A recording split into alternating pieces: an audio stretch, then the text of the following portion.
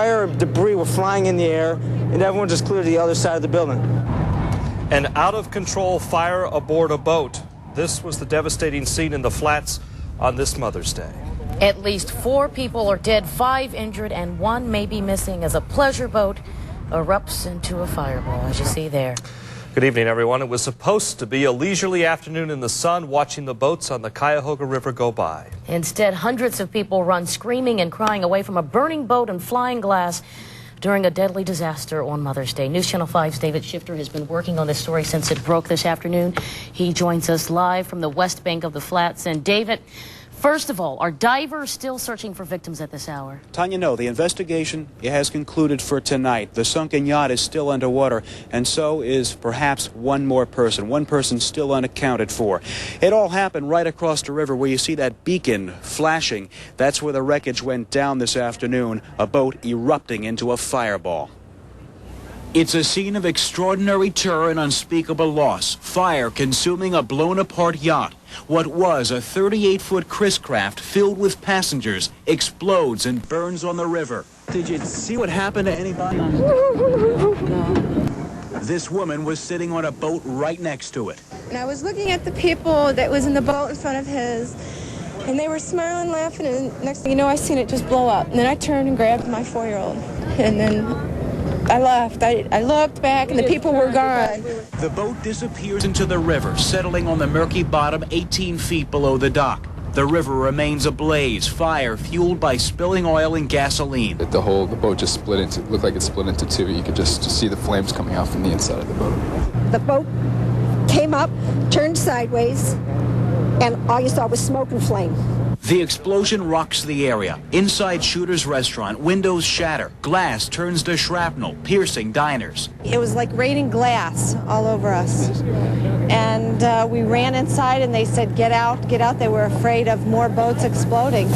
And we ran out the front of the building, and there was just glass everywhere. Witnesses are guessing now, but they figure 4 to 5 people were on board the boat when it blew up.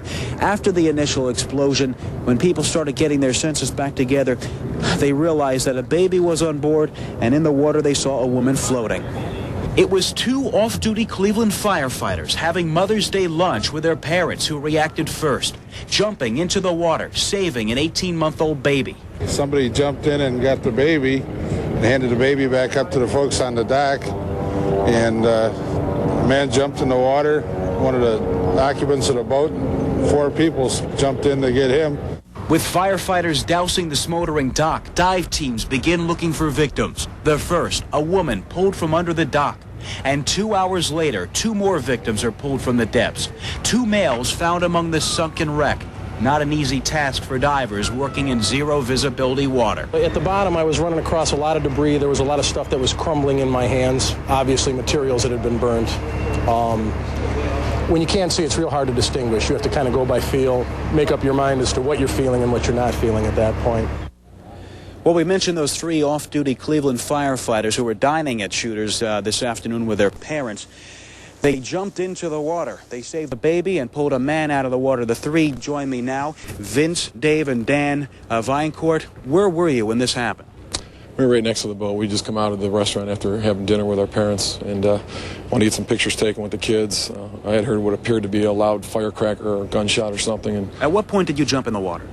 After we pulled the baby off the boat, we jumped on the boat, pulled her off, or the baby boy, and then my brother Dan jumped in the water afterwards when someone pointed out there was another body still in the water.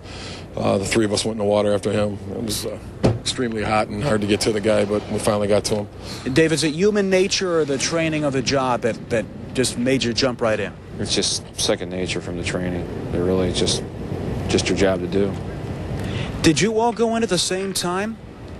I got in initially, and then Vince and Dave were trying to help me from shore, pulling me closer to the bodies, and then at the point where I got underneath the dock, they got in to make sure that, to assist me to help get the gentleman back closer to safety. It's an amazing story, and it's a good thing you were there. You saved that baby. Apparently, they told me that the baby was only about 5 feet from the flames when they got into one of the cabins of that boat. So it's a miracle of a story here tonight. Back to you. Certainly. You hear the one firefighter say that it was just second nature. I don't think anyone would doubt that those guys are classified as heroes. But, David, do we know why this happened? Tanya, not just yet. Speculation remains at this, and it's just speculation at this point. Perhaps the boaters failed to clear out the fuel lines with what is called a blower motor, the clear gas fumes out of the fuel line area, and that might have been what caused this tragedy. But again, we won't know until the investigation continues. Okay, thank you very much, David. And we do now have the identities of the fatal victims in the explosion. As mentioned, at least 4 people are confirmed dead. 3 of them have been identified. They are 62-year-old Denzel Moss Sr. of Grafton, 51-year-old Nancy Moss, also of Grafton, and Marla Hoffman. She was 29 years old. There may be a 5th person missing. While family members of the victims cope with today's news of the explosion, there are others who are feeling somewhat uneasy tonight. They weren't in the explosion itself, but suffered from just witnessing what happened down in the flats today. People were sitting and standing all around the shooter's pier, and you can imagine what they thought when they saw this sight of the flames and the thick black smoke billowing high above the river. Tonight, the Red Cross is reaching out by offering counseling. I think it's safe to say most of the people at Shooters are numb.